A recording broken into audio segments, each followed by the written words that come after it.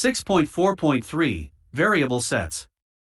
Three different input variable sets are used for comparison.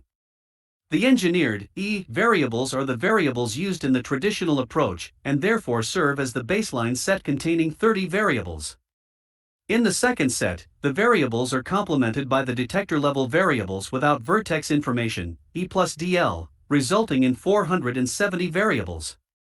The vertex variables are added in the last set, E plus DL plus V, for a total of 530 variables. 6.4.4 Hyperparameters.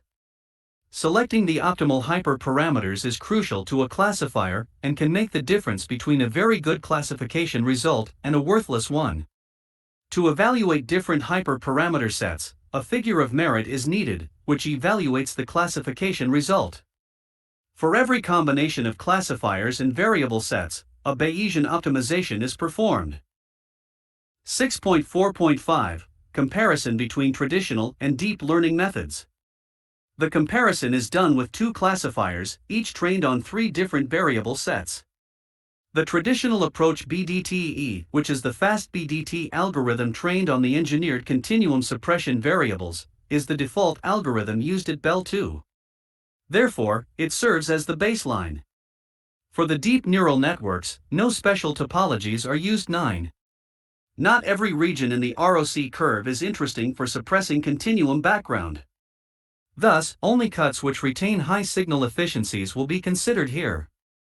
As it is interesting to note how the classifiers perform relative to the baseline BDTE, a new metric is created, relative amount of background remaining after a 98% signal efficiency cut, RB98. This metric cuts on the classifier output on values where only 2% of the amount of signal is removed. The amount of background remaining after this cut is shown relative to the amount of background of the baseline using the same procedure. As an example, an RB98 of 60% means that the user can expect only 60% of the background compared to the baseline classifier, losing 2% of signal in both cases. The training time is chosen as the last metric for comparison. This should only serve as an approximation, as training time is hardware dependent and BDTs and DNNs are trained on different hardware. For the training of the DNNs, GPUs were used to speed up the training, while for BDTs, only CPU-based trainings are possible. Furthermore, the time includes the reading time of the files containing the input variables, and the training time is very dependent on the chosen hyperparameters. 6.4.6 Performance. The ROC curves and their AUC scores are shown in Fig. 43. The classifiers are found to be strongly variable dependent. With each additional variable set, the classification result significantly improves, though aside from the first variable set E, there are only small differences between BDTs and DNNs. The RB98 scores and the training time is shown in Table 22.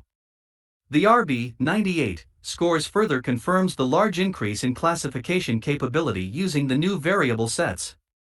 With variable set E plus DL, the amount of background is only around 20% relative to the amount of the traditional approach BDTE. When including the vertex variables, the background is further halved, and is only 10% of the amount remaining in the traditional approach. The Fig. 43 ROC curve of the BDTs and DNNs for each variable set. Each training is performed 5 times and the best result is used for this plot. The corresponding AUC score is listed in the legend. The 98% signal efficiency cut used for Table 22 is shown in red. Largest difference between DNNs and BDTs are in the training times. While the slowest DNN needs approximately 1 hour for training, the BDTs with the new variable sets, E plus DL and E plus DL plus V, need over 24 hours. The time differences are due to the complexity of the models. For the DNNs, a rather small topology with few parameters is chosen, while for the BDTs, a large number of trees with a large depth is chosen.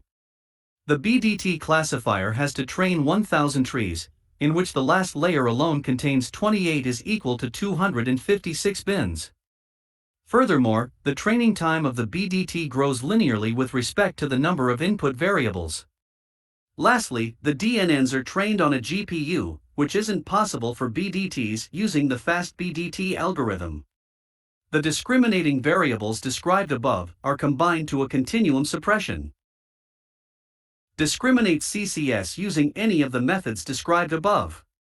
In the majority of analyses, a soft cut is initially applied to the CCS to reject continuum events with minimal loss of signal, and the remaining events are transformed to a new observable, which has a Gaussian-like shape that can be described analytically by a single or double Gaussian function.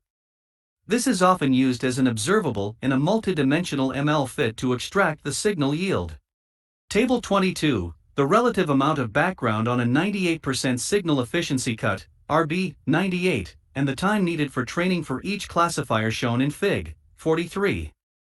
As a baseline, the traditional approach BDT based on the first variable set is chosen.